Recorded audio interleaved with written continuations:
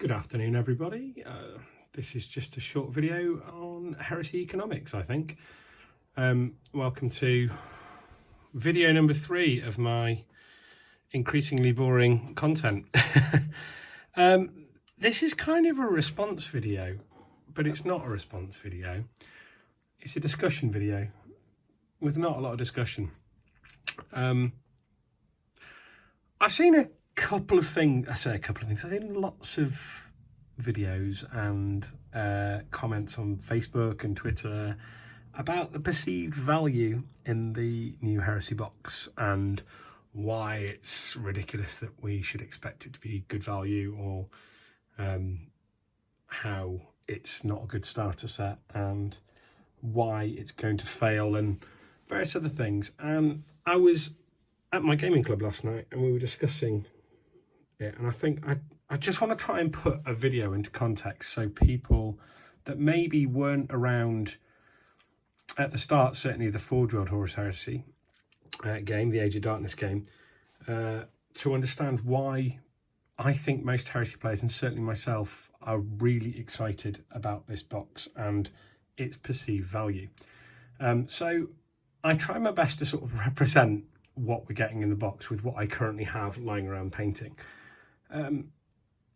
To give you an idea of my idea of perceived value from this box and why I think it's incredible. So a little history lesson for you. Back in 2012, when the Age of Darkness rule set landed from Horus Heresy, from Forge World, sorry, the Horus Heresy rule set from Forge World, the Age of Darkness rule set in Book 1 Betrayal, all of the models that you see in the new set were available, but not as they are today. So, case in point, here is my trusty Spartan, which I have owned since 2012. It has been in 4 different Legion colours. It is battered, it is broken, but it is well loved. It is a chunky block of resin that doesn't go together very well, which has had replacement las cannons because they've been broken. It's had all sorts of things done to it to try and make it survive. You can even see, look, it rocks on the table because it doesn't fit. This is what I'd call a Generation 1 Spartan from Forge World. They redid the mould and made the tracks moulded on. This is one of the ones with separate tracks that you had to put on. And for anyone that's ever had to do that, it is one of the worst experiences of building models. I've got the Dark Angel Legion Contemptor. That's because I don't have any basic Contemptors anymore. I've got a plastic Cataphracti squad because I no longer have a resin Cataphracti squad. And I've got 5 of my trusty Dark Angels Mark II Tactical Marines and my Master of Signal, who's built on a Praetor body, to try and illustrate why it's such good value, this new one. So when Heresy came out in 2012, the way you got different armor marks is you bought an armor mark pack. So I'll just pick up, this is a good example. So this is the Legion Mark II armor. It's very popular. It's a very nice early Heresy armor type. Long out of production, which is why I only have 20 Tactical Marines in my army, because I can't get Mark II anymore. And I'm hoping in the future we'll get plastic Mark II so I can add to them, because I do like the look of it. But like I say, it's an early armour from Heresy. These were sold in packs of 5. So you'd buy 5 legs, torsos, arms, backpacks and heads for, I think it was about 25 quid when they first came out, £25 for 5. They didn't come with bolter arms, so that was just the body. So if you wanted a 10-man tactical squad, it was 2 packs of those for 50 quid. And then you had to buy a pack of bolters, or special weapons or heavy weapons or whatever it was you were going to be putting on them.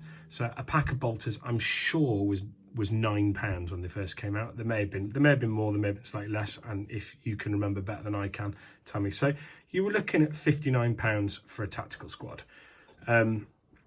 This one, actually, my ones also have the Dark Angel pad, torso and head upgrades, which came later. They didn't come straight away, making each 10-man tactical squad over £100 to make, but they look really, really nice. So if we took that as the basics, it was £59 for a squad, and that would do 10 Marines. And we've got 40 Mark VI Marines, in the set, which we know the set coming from Forge World, because Warhammer Community has said it's going to cost less than £200. You get 40 Tactical Marines. When Heresy first came out, 40 Tactical Marines would have cost you more than £200 without any form of Legion upgrades and various things like that. So that's the first thing to point out. So immediately, Tactical Marines. Now, that's not me saying that that was okay, that it was £59 for Tactical Marines. It's just that's what it cost. For a 10-man Armour Mark squad of Mark 2, 3, 4, 5 or 6, it would cost you £59 for a squad. The Cataphracti Terminators, these are the plastic versions, but the plastic versions are very similar to the resin versions. I think a squad was 36 for the bodies, but you didn't get arms or guns for them. You got basically sword arms with them where they ended off, and you had to buy a Terminator weapons pack, which I think was £18, but would do more than one squad of Cataphracti. So £36 for a squad of Terminators, plus £18 for the weapon pack. So that comes as a nice cool 90 quid for a 10-man Cataphracti Terminator squad. The new box has got 10 plastic Cataphracts in it, so we're already over £300 in terms of model value from the beginning to the model value we've got now. Contemptor Dreadnought, this is the Dark Angel Legion specific one, but prior to that we had the Contemptor and the Relic Contemptor, which both had, basically it just depended on how much things you had on it, and they were bodies only, they didn't come with weapons. And again, I think like the Terminators, it was £36 for a Contemptor body, and then £9 or £12 for an arm, 9, 10, 11, 12, something like that pounds per arm. So you were, again, around about £50 for a Contemptor. And there is a Contemptor in the box, which has more than 2 weapon options in it. And then the new box has 2 Praetors, 2 plastic character Praetors. You used to be able to buy 2 resin Praetors, one in Cataphracti and one in Mark III Artificer armor, which this guy is based on. And I'm sure they were 25 or 30 when they came out, and they were early as well. And then it leads us on to this big boy, the Spartan. So the Spartan is well over £100 now. When it was new, I'm sure this one I paid 95 for when it was new. It may have been 90. It was an absolute bugger to build. It was a weighty thing. The tracks all got broken, like the corners on them got broken, like loads of mine. I've got breakages on my tracks. They didn't line up very well. There were gaps everywhere, which you could kind of get away with if you were painting a black an armour in black like this, because they would be hidden in there. People managed to model the doors to open. I could never get the doors to sit flush and open and close nicely. But it's an iconic tank of the Heresy, and I'm really pleased it's in the box. I'm waffling a bit, and I haven't really presented this in the best possible way, but I'm trying to get across why it's good for Heresy and why you would feel. Heresy has, in my experience, had a reputation with those that weren't involved in it as being an incredibly expensive game system. And I always tried to defend it, but they were probably right. Yeah, I would say of all the sort of Games Workshop stable of games and other game systems out there, Heresy was expensive. It was made in resin. It was made in resin Forge World, small capacity, high value goods.